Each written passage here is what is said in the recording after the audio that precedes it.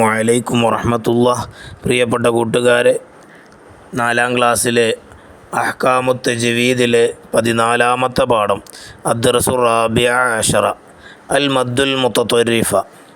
ഇദാ സുൽസിലത്തിൽ അർളു സിൽസാലഹാ വൽ ആദിയാതി ളബ്ഹാ മാ വദ്ദഅക റബ്ബുക വമാ ഖലാ ഫസ്ജുദൂ ലില്ലാഹി വഅബ്ദൂ വഅഖിമി സ്വലാത്ത ലിദിക്രി വസ്തനഅതുക ലിനഫ്സി.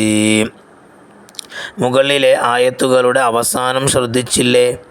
അസ്ലിയായ മദ്ദിലാണ് ഇവിടെയെല്ലാം വഖഫ് ചെയ്തത്.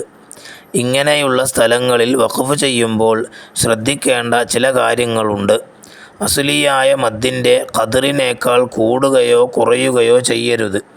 അവസാനത്തിൽ മീമിൻ്റെയോ ഹാഇൻ്റെയോ ശബ്ദം വരാനും പാടില്ല. ഞാൻ വർക്ക് ബുക്ക് നമുക്ക് നോക്കാം. അദ്ദർസു റാബിഅ അശറ 14ാമത്തെ പാഠം അൽ മദ്ദുൽ മുതത്വരിഫ. ആദ്യമായിട്ട് ഒന്ന് നുൻഷിദ്, പാട്ട് പാടാം. അലിഫിൽ വഖഫ് ചെയ്യുന്ന പക്ഷം ഓർക്കണം, അറിയാതെ ഹ വരുന്നതും ശ്രദ്ധിക്കണം. ഇരുചുണ്ടുകൾ ഉടൻ പൂട്ടിയാൽ മീമും വരും, വല്ലാതെ നീളുന്നോ അതും ഒഴിവാക്കണം. മനസ്സിലായില്ലേ? ഇനി രണ്ടാമത്തെ വർക്ക് നക്തശിബു മിനൽ ആയാത്തിൽ ആത്തിയ അൽ മദ്ദൽ മുതത്വരിഫ വനഖറഉ ബിമുറാഅത്തിൽ അഹ്കാം. ശേഷം പറയുന്ന ആയത്തുകളിൽ മദ് മുതത്വരിഫയെ വ്യക്തമാക്കുക, അതിൻ്റെ നിയമങ്ങൾ ശ്രദ്ധിക്കലോടുകൂടി പാരായണം ചെയ്യുക.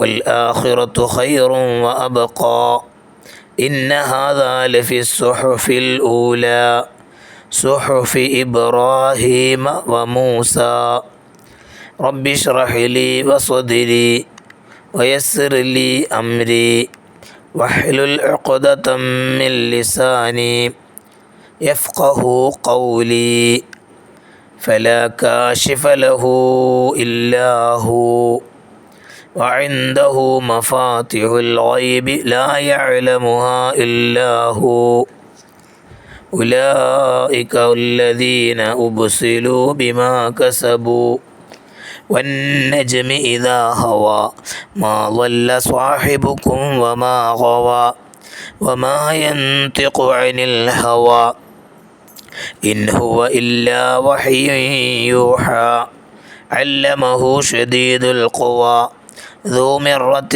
فاستوى وهو بالأفق الأعلى واجعل لي وزيرا من أهلي هارون أخي أشدد به أزري وأشركه في أمري كي نسبحك كثيرا ونذكرك كثيرا إنك كنت بنا بصيرا.